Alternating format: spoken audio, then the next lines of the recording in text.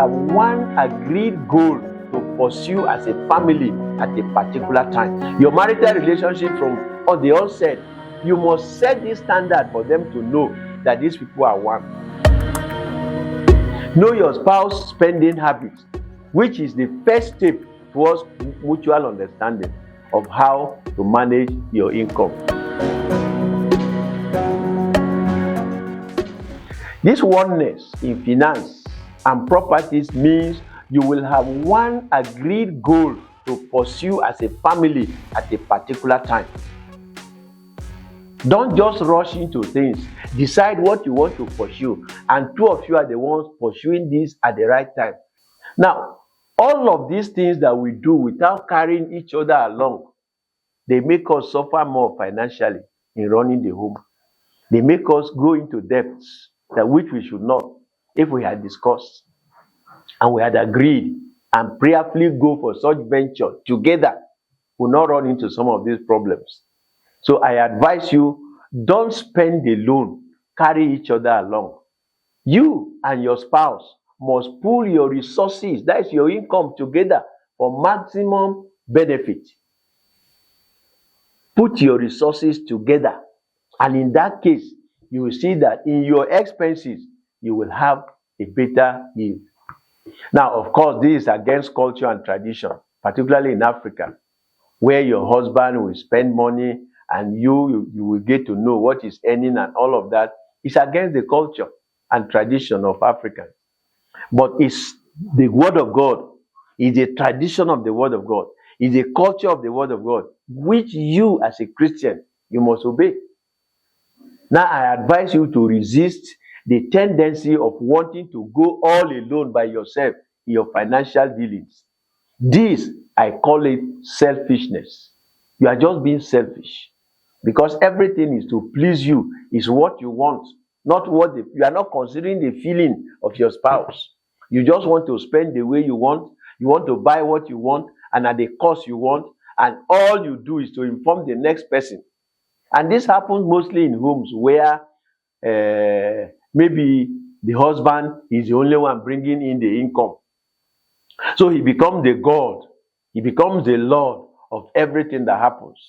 I just discovered that there are some homes where the wife does not even know how much the man, that is the husband, earns.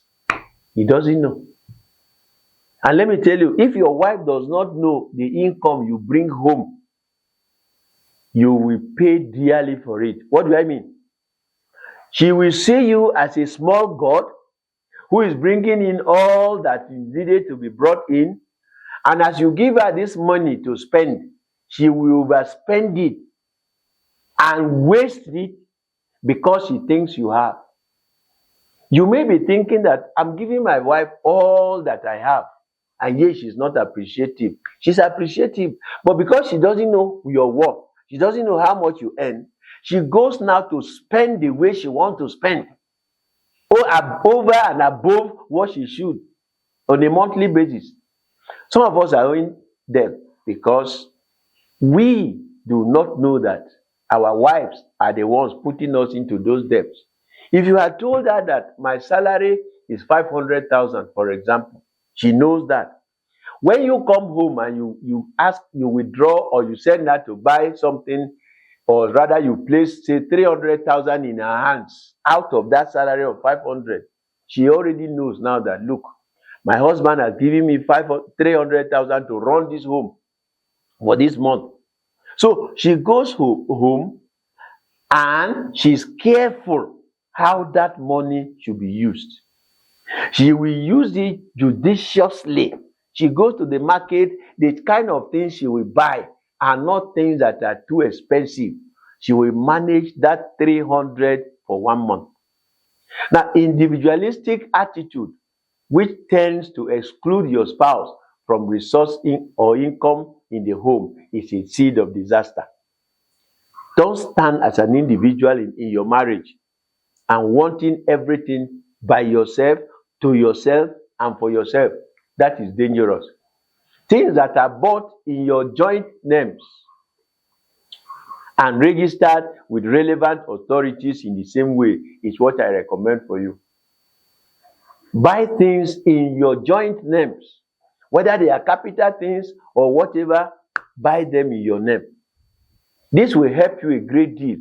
Even when you write your will as a man and you say this goes for this goes for this, some of those things that you have bought in together, like building a house, for example, by the time you are no more, when her in-laws come, it will be very difficult for them to torment her.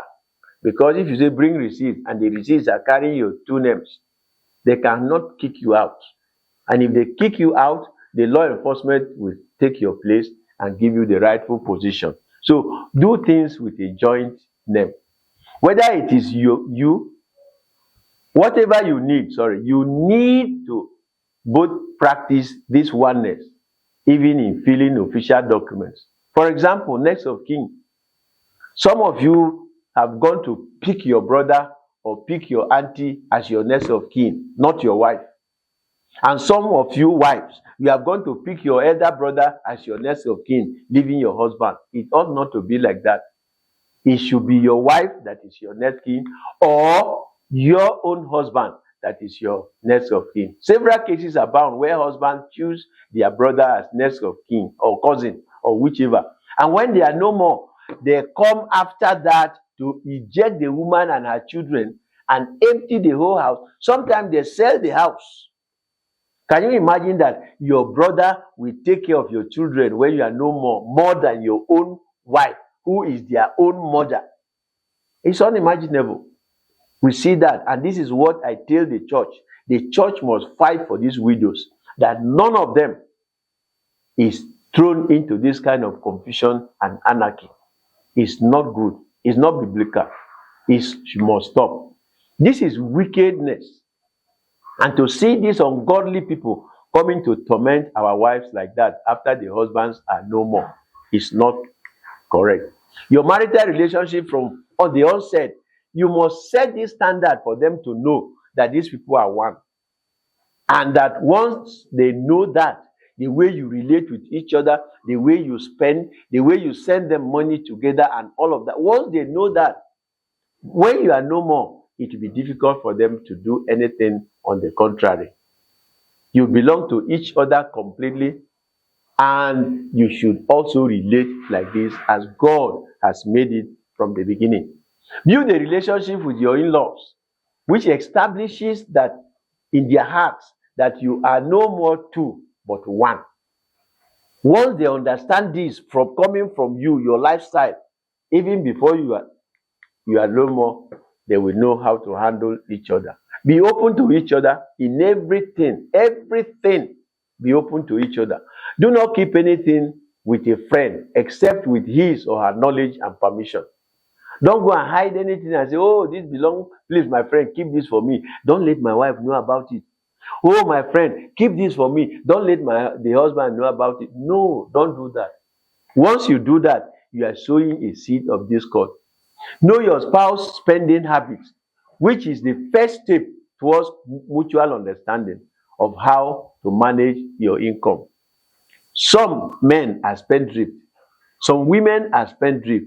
Get to understand each other. Who amongst you can spend better? Let the person manage your spendings. It will help you a great deal. There are some, no matter what you do, they don't know how to spend. They overspend and put the family in trouble. Budget for your expenses and dare to keep it. This is very difficult, but it helps. If you're able to practice this with the help of God, it goes a long way. In that case, you don't just buy things anyhow. I was traveling one day with one of my staff, and we were not using our cars. We went to go by public transport. As we paid our fare and we were waiting for other passengers to come so that we all go together, this my colleague was buying virtually everything that were being paraded for sale. Biscuit came, he bought. Sweet, he bought. Even pants, he bought. So I was asking myself, we are traveling from here to Abuja and to be back the following day. What are you buying all these things? You carry them to Abuja and bring them back. as if we don't have them in the city where we are living. But that was his habit. He spent and spent and spent, and by the time we got to where we were going, his bag, he had to look for another bag to be able to bring the things he bought back home. That's foolishness. These were things he never budgeted for. And that's how you run into problem in financial management.